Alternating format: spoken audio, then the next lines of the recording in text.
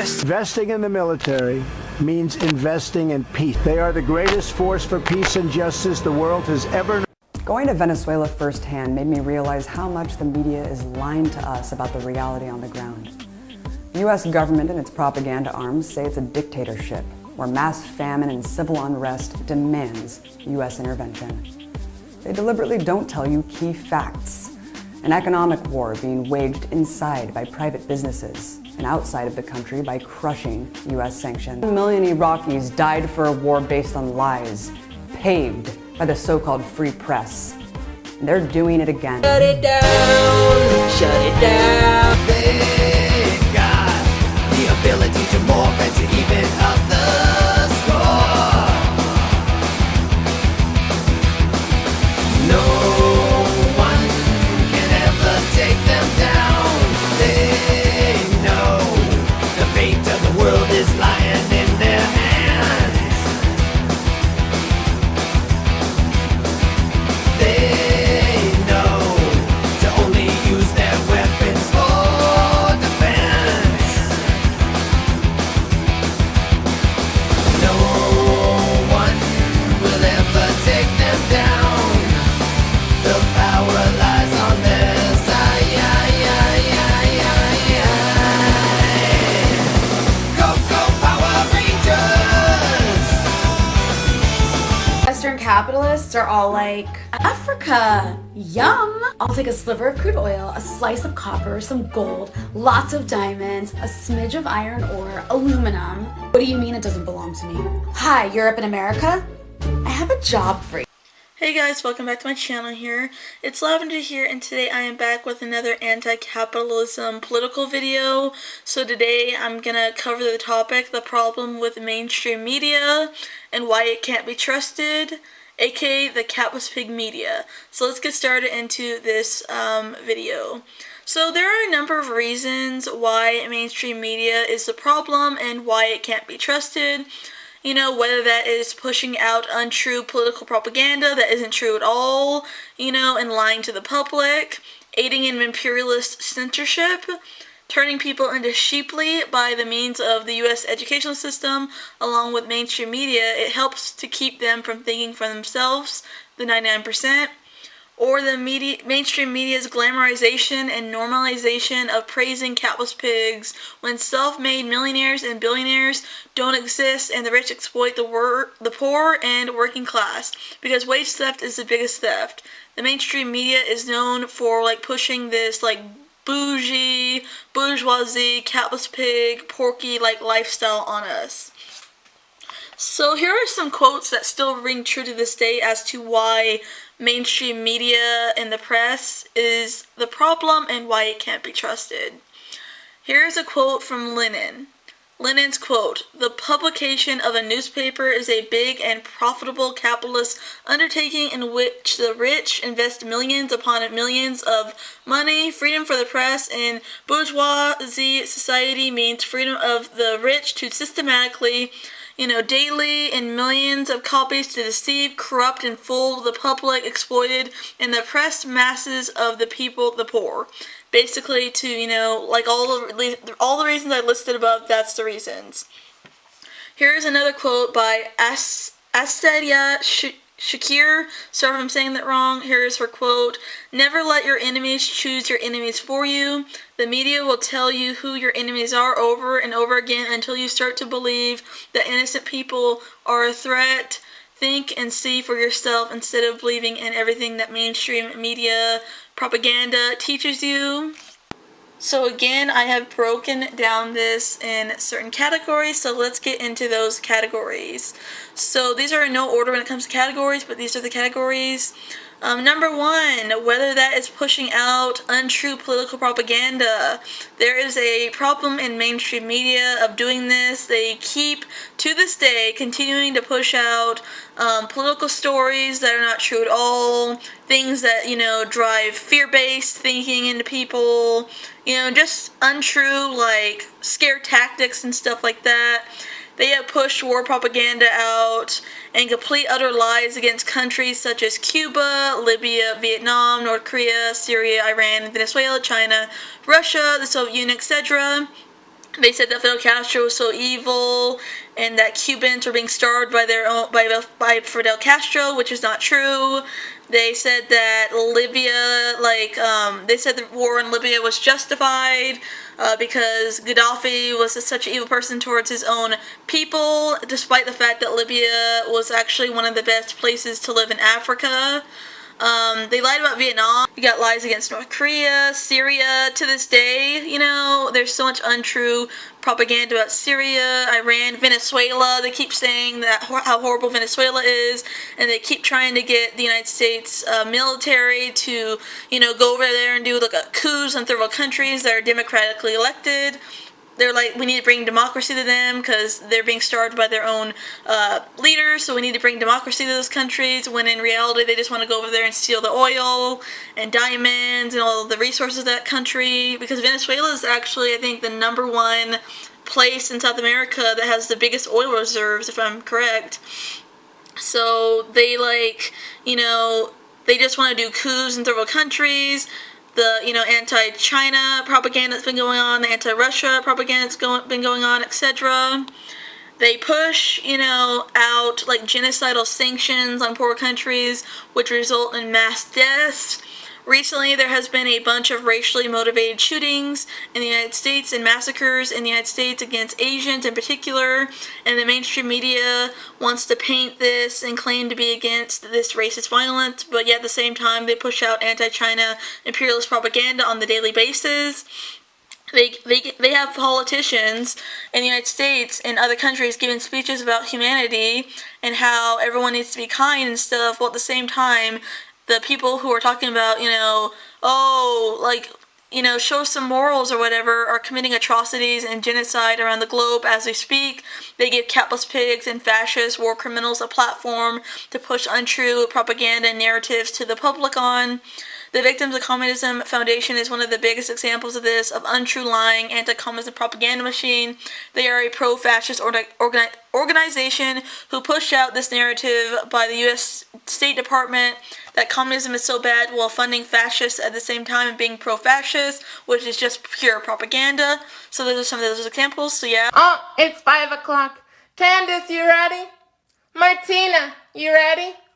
Alright, girls, let's hit the road. They've got the ability to morph and to even up the score. No one can ever take them down. They know. Every time socialism failed in Africa, you can find a leader who was killed by the CIA. That is weird, isn't it? If socialism fails every time, why does the CIA have to kill socialist leaders? Why can't they just let the country fail? Did socialism fail in Burkina Faso under Thomas Sankara, when there were massive tree planting programs, school building programs, nationwide literacy campaigns, and making huge gains in gender equality? Or what about this? I thought socialism always leads to corruption. Sankara cut the salaries of government officials, including his own, banned flying first class, sold all the government Mercedes. The dude didn't even use air conditioning. So obviously under Sankara, socialism wasn't failing, which means the CIA and the French had to murder him. They collaborated with his second-in-command, killed him, and cut him up into pieces so they could scatter his parts when they were buried. Welcome to Terrible Things the United States Has Done, Part 1. In this series, we're going to look at all the atrocities the United States commits but chooses to ignore.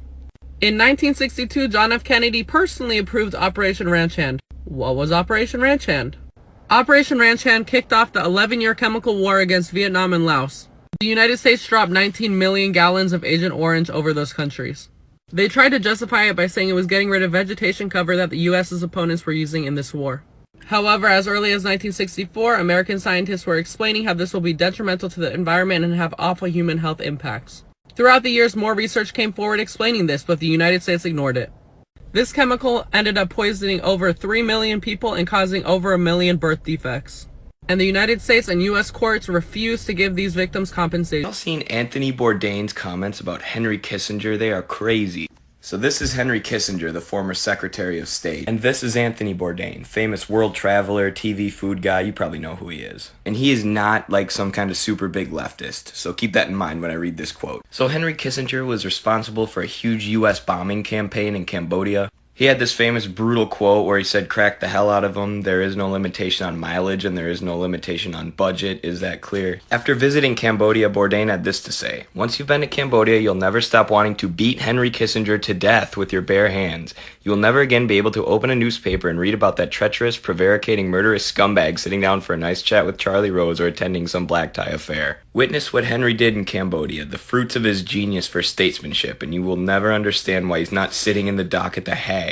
Bourdain just went off on this man, no mercy. Henry Kissinger, the man Anthony Bourdain said he wanted to beat to death. Kissinger served as Secretary of State and National Security Advisor under Nixon and Ford, and he was one of the main architects of the Vietnam War, one of the most deadly and senseless interventions of all time, in which the U.S. dropped almost 400,000 tons of napalm on Vietnam. Kissinger was also responsible for Operation Menu, which dropped bombs on Cambodia in an effort to find Vietnamese communist camps, killing countless innocent civilians, which is why Anthony Bourdain, who's traveled Cambodia, hates Kissinger so much. Kissinger was also one of the murderous minds behind Operation Condor, which put dictators like Augusto Pinochet in power, and launched a campaign of murdering and torturing anyone with a left-leaning ideology in Latin America. Also, the U.S. can get those sweet Latin American resources. Apologize for the United States of America.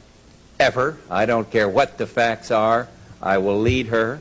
I will do my level best to stand up for freedom and democracy around the world by keeping the United States of America strong and by keeping our eyes wide open as we welcome change in the world, but keeping our eyes wide open.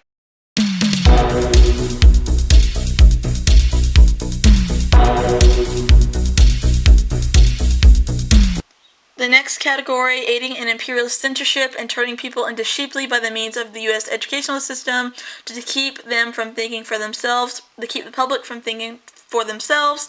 They purposely don't talk about certain subjects based on a narrative they want to push. For example, they are trying to ignore the war on Yemen and how the United States and Saudi Arabia are aiding and committing mass genocide on the daily basis in that country by the way of starvation, by destroying food and hospitals and stuff. The same way that the mainstream media tried to cover up Winston Churchill's genocidal, based on race, genocide in India by the way of starvation. They want people to think a certain way. They praise capitalism every time they get a chance. You know, they never want to expose anything that benefits the U.S., imperialist machine or, the capitalist pig machine, or the way that they seem to act towards racism in the United States or everywhere else. The media has an ethical obligation to expose environmental racism and injustice, or racism as a whole, and they do a very, very, very poor job of doing it, etc. Cause you had a bad day, you're taking one down. You sing a sad song just to turn it around. You say you don't know, you tell me don't lie. You work at a smile and you go for a ride.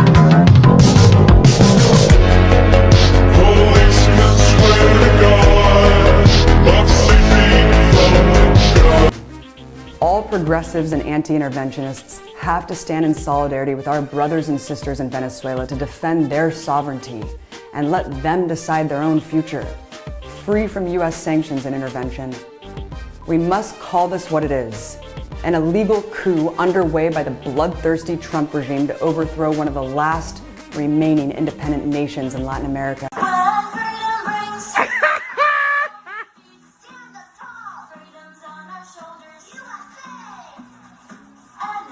Tell me this is not North Korea right here.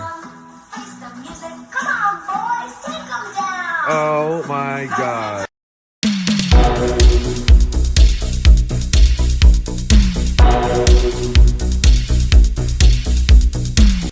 Or the mainstream media's glamorization and normalization of praising capitalist pigs when self-made millionaires and billionaires don't exist. People will do anything for money. He amassed billions through ruthless business decisions. I am basically there to make money. I cannot and do not look at the social consequences of what I do. Don't have our capital stock hasn't been destroyed. Our human capital stock is ready to get back to work. I feel very badly saying this to you, but I, as a matter of principle, don't invest in rich kids' businesses. Now, this is sad because it's a prejudiced view. Coming from my background, the best privilege I had was I had $1,000 to try to make a run with that I borrowed, begged, and steal for. You got to do everything in your power because that clock is ticking, tick, tick, tick, tick, tick, tick, and you're running out of gas. You want to know something?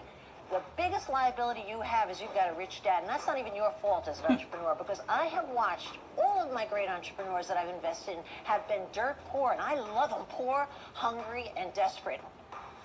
So I'm out. And the rich exploit the poor and working class because wage theft is the biggest theft. Like the mainstream media wants to glamorize, Jeff Bezos, Bill Gates, the royal family, etc., Kylie Jenner, etc. Magazines and news websites will push out these so-called self-millionaires and billionaire articles and say how cool their business senses are. They praise the bourgeoisie, bougie, rich lifestyle that I talked about in my other video. Instead of reporting on subjects that matter, they spend most of their time pushing out articles about how cool rich people are and how big their mansions are and stuff. Like, instead of talking about, homelessness or poverty, they just want to, push out these, how cool these rich people are living and stuff. So, yeah. So, those are my list of reasons why the mainstream media cannot be trusted. And yeah, because it's basically just capitalist pig media. Everything that imperialist Porky wants, the imperialist Porky gets in the mainstream media. So yeah, I would, advise everyone to start thinking for themselves and doing more research for themselves and not believing everything that they see in TV and media. So yeah, if you guys like this video, don't forget to comment, like, and subscribe. Bye guys, see you next video.